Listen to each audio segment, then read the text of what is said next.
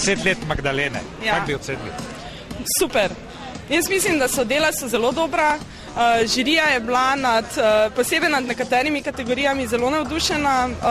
Mogoče kakšna kategorija jim ni bila všeč, da so rekli, da dela niso ravno ustrezajo. Ampak na koncu je bila zelo težka odločitev, kdo zmaga. Pa ostaja pridih alternative, inovacije in tako dalje. Ja, mislim, da glih to je pri zmagovalcu to, da je nekaj drugega. Prihaja zmagovalec iz domačih logo ali je... Ne smem povedati. Ne. Obletnica je obletnica.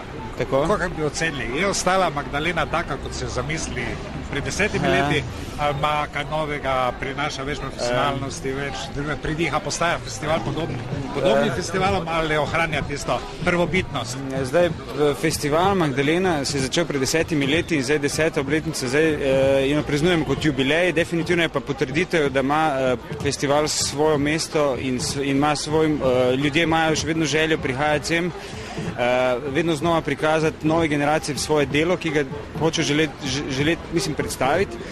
Prihaja poslušati vedno nove predavatelje.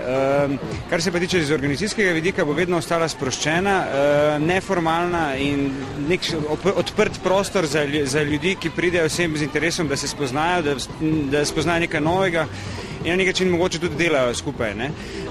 Pomembno je tudi to, da je nova ekipa, katere v bistvu kot mi, kot nek način stara garda ali pa ljudje, ki smo začeli z festivalom, smo zelo veseli, da imamo v bistvu, da se nadaljuje z še večjo energijo oziroma z novimi idejami, tako da se v bistvu to še in se tudi na nek način festival širi in kar se tiče geografsko in tudi po vsebinah. Tako da jaz mislim, da festival je živa stvar in to se bo tudi vsako leto spreminjalo. Bo pa imel svojo osnovno idejo, to je predstavljati mlade, ki se lahko predstavijo za svojimi deli in mogoče tudi jim to pomaga na njihovi nadaljni poti kot nek nov motiv.